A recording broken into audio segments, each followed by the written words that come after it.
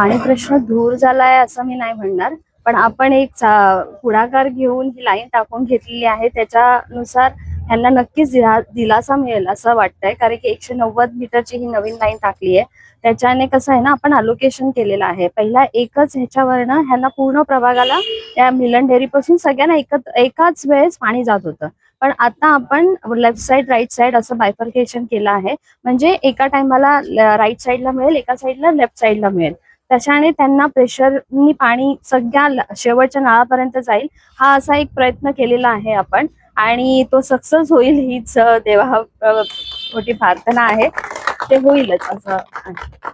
आणि जे सभागृहामध्ये मी जो विषय मांडलाय तो जर झालं आताच्या ह्याच्यामध्ये, जे टाकीचं मी आरजी स्पेस मध्ये टाकीचं मी डिमांड केलेलं आहे, त्यांनी आपल्याला असं जे मयेकर साहेब आहेत त्यांनी पण आपल्याला हे केलंय की आम्ही या ह्याच्या तरतूद होते का बघू. जर ते मिळालं तर अति उत्तम होईल. आपल्या प्रभागातले पूर्णच प्रॉब्लेम्सच, कारण की एक सेपरेट टाकी आपल्याला मिळून जाईल. त्याच्याने प्रेशर पण येईल आणि आपल्याला MIDC पण पूर्णपणे डिपेंड राहावं लागणार नाहीये आणि पाण्याचे प्रॉब्लेम्स आपले नक्कीच सॉल्व्ह होतील. ऍक्च्युली कसं आहे, इथं बेसिक नीड लोकांची पाणीच आहे. जर पाणी व्यवस्थित असेल तर घरातल्या ह्या लेडीज पण खुश असतात आणि त्याच्यामुळे पुरुष पण खुश राहतात.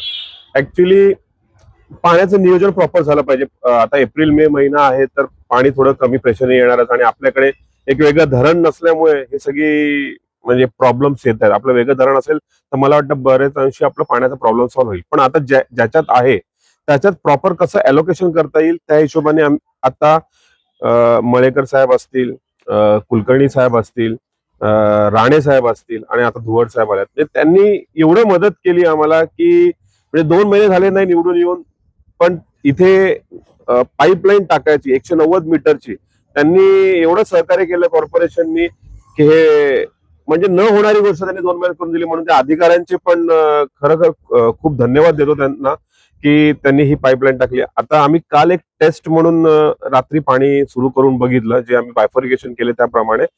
तर पाणी काल गेलेलं आहे. सगळी इथली लोक खुश आहेत की ते आलेलं आहे. फक्त हे कंटिन्यू राहावं. उद्या 7 तारखेला मळेकर साहेबांनी आयुक्तांबरोबर MIDCच्या अधिकाऱ्यांची पण मीटिंग बोलवली आहे. जे प्रेशर कमी येतोय त्या संदर्भात पण मीटिंग बोलवली आहे.